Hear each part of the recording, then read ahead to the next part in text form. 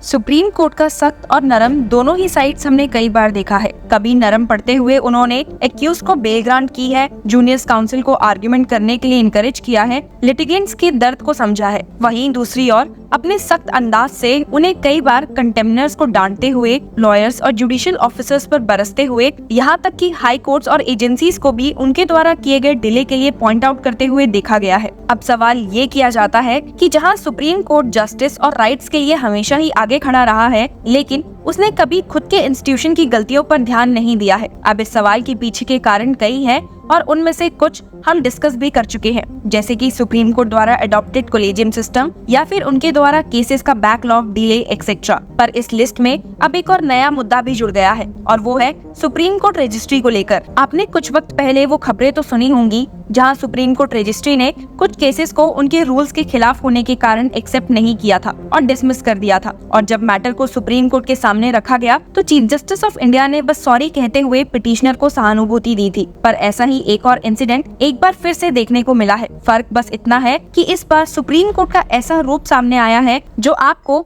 ऊपर किए गए सभी सवालों का जवाब दे देगा। आप ये समझ जाएंगे कि अगर supreme court lawyers, litigants, high court, agencies और गवर्नमेंट पर अपना कहर बरसा सकती है तो सुप्रीम कोर्ट रजिस्ट्री भी उनके गुस्से से इम्यून नहीं है। बात कुछ ऐसी हुई है कि सुप्रीम कोर्ट एक केस की सुनवाई कर रही थी। ये case Madhya Pradesh high court के अगस्त 2019 के फैसले को चैलेंज करता था, जिसमें एपेलेंट के कांस्टेबल के पद के लिए कैंडिडेचर रिजेक्ट कर दी गई थी क्योंकि उसने वेरिफिकेशन फॉर्म में अपने क्रिमिनल प्रोसिक्यूशन की बात छुपाई थी। सुप्रीम कोर्ट ने नोटिस किया कि पहले एपेलेंट को सिलेक्टेड कैंडिडेट लिस्ट में शामिल किया गया था, लेकिन उसका नाम बाद में हटा दिया गया जब ये पता चला कि उसने अपने क्रिमिनल इंसिडेंट्स को छुपाया है। सुनवाई के दौरान एपेलेंट के काउंसिल ने बेंच को बताया, जो जस्टिस सुधांशु दुलिया और जस्टिस एहसानुद्दीन अमानुल्लाह से बनी थी, कि केस को लोक अदालत के लिए रेफर किया गया था और एक नोटिस मिला था जो 19 जुलाई को लिस्टिंग का जिक्र करता था। जस्टिस दुलिया ने इस रेफरल पर हैरानी जताई और सवाल किया, why was the service matter sent to Lok Adalat? Did you disclose your criminal history? Appellant के एडवोकेट ने बताया कि उन्होंने सुप्रीम कोर्ट रजिस्ट्री को एक लेटर सर्कुलेट किया था, जिसके बाद मैटर को लोक अदालत के लिए रेफर किया गया। जस्टिस अमानुल्लाह ने डिस्प्लीज्ड होकर कहा, how could the supreme court registry do this? It's absolute chaos. We need to contact the registry about this. Justice Amanullah की तरफ से आई ये स्टेटमेंट सिचुएशन की ग्रेविटी और प्रोसीजरल इरेगुलरिटी को हाईलाइट करता है। ऑफिशियल ऑर्डर जारी करने की जगह जस्टिस दुलिया ने बेंच सेक्रेटरी को कहा कि सीनियर रजिस्ट्री ऑफिशियल के साथ उनकी चैम्बर में मीटिंग अरेंज करे। Justice Dhulia remark, request the senior registry official to join me in my chamber. एक सर्विस डिस्प्यूट और क्रिमिनल बैकग्राउंड वाली पार्टीज के केस को लोक अदालत के लिए फॉरवर्ड किए जाने पर सुप्रीम कोर्ट ऑफ इंडिया ने अपनी रजिस्ट्री पर सख्त नाराजगी जताई, जो दर्शाता है कि ये इंसिडेंट सुप्रीम कोर्ट की कमिटमेंट को प्रॉपर जुडिशियल प्रोसीजर्स और क्रिमिनल बैकग्राउंड वाले केसेस को हैंडल करते वक्त विजिलेंस दिखाता है। ऐसे केसेस को लोक अदालत, जो primarily amicable settlement of disputes के लिए बनी है, स्पेशली सर्विस मैटर्स और क्रिमिनल एंटीसीडेंट्स के लिए रेफर करना जुडिशियल प्रोसेस की इंटीग्रिटी और कोर्ट की रजिस्ट्री में एडमिनिस्ट्रेटिव ओवरसाइट पर सिग्निफिकेंट कंसर्न्स उठाता है। अगर आप इस इंसिडेंट को ध्यान से देखेंगे तो इसमें आए सुप्रीम कोर्ट के रिएक्शन से कई क्रिटिकल इश्यूज हाईलाइट होते हैं, जैसे कि जुडिशियल इंटीग्रिटी और ओवरसाइट। सुप्रीम कोर्ट का रिस्पॉन्स जुडिशियल इंटीग्रिटी और अपनी रजिस्ट्री में स्ट्रिंजेंट ओवरसाइट की इंपॉर्टेंस को अंडरस्कोर करता है। एक सर्विस डिस्प्यूट को क्रिमिनल बैकग्राउंड्स के साथ लोक अदालत के लिए रेफर करना procedural adherence and administrative oversight में पोटेंशियल लैप्सेस को इंडिकेट करता है। जुडिशियल प्रोसेस की क्रेडिबिलिटी और इंटीग्रिटी मेंटेन करने के लिए ये इंश्योर करना जरूरी है कि ऐसे रेफरल्स एप्रोप्रिएटली हैंडल हो। दूसरा इशू है ट्रांसपेरेंट प्रोसीजर्स की जरूरत का। ये इंसिडेंट कोर्ट की रजिस्ट्री में ट्रांसपेरेंट प्रोसीजर्स की नेसेसिटी को हाईलाइट करता है। ये फैक्ट कि एक service matter with criminal antecedent लोक अदालत को रेफर किया गया बिना प्रॉपर स्क्रूटनी के रेफरल प्रोसीजर्स की ट्रांसपेरेंसी और अकाउंटेबिलिटी पर सवाल उठाता है। रेफरल्स के लिए क्लियर गाइडलाइंस और स्ट्रिंजेंट चेक्स इंप्लीमेंट करना ऐसी इरेगुलरिटीज प्रिवेंट कर सकता है। थर्ड इशू है लोक अदालत के रोल का।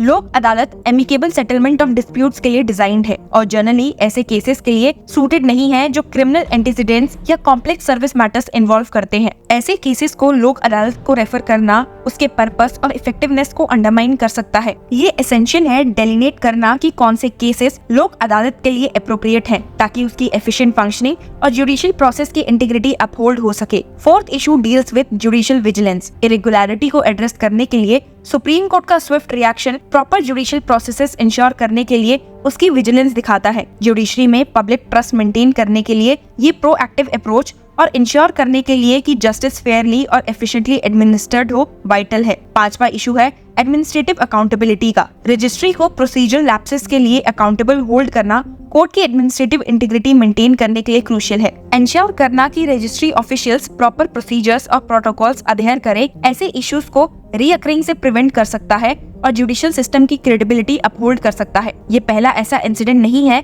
जहां सुप्रीम कोर्ट के ऐसे अंदाज को देखा गया हो। कुछ केसेस जहां सुप्रीम कोर्ट ने अपनी रजिस्ट्री को डांटा था वो है पहला, supreme court bar association versus union of India 2014। इस केस में सुप्रीम कोर्ट ने अपना डिस्प्लेजर एक्सप्रेस किया था over the registry's failure to list the matter for hearing despite multiple request. Court ने रजिस्ट्री को डांटते हुए उन्हें टाइमली लिस्टिंग और प्रॉपर मैनेजमेंट ऑफ केसेस की इंपॉर्टेंस को समझाया था। दूसरा case Rashid Javed versus state of Uttar Pradesh 2018। इस केस में सुप्रीम कोर्ट ने फटकारते हुए रजिस्ट्री को उनके द्वारा किए गए significant delay in processing and listing the bail application पर सवाल किया था, जिसकी वजह से पिटिशनर को लंबे समय तक जेल में रहना पड़ रहा था। अब आपने तो देखा ही है कि वैसे भी सुप्रीम कोर्ट हमेशा से स्पीडी ट्रायल को इनकरेज करते हुए आई है, जिसकी वजह से एक्यूज्ड के राइट्स वायलेट ना हो और केस को जल्दी उसके अंजाम तक पहुंचाया जा सके। आपको याद होगा कि अगस्त 2022 में bench of justice D.Y.. Chandrachud and A.S. Bopanna had expressed displeasure after being apprised that the Supreme Court registry had deleted a matter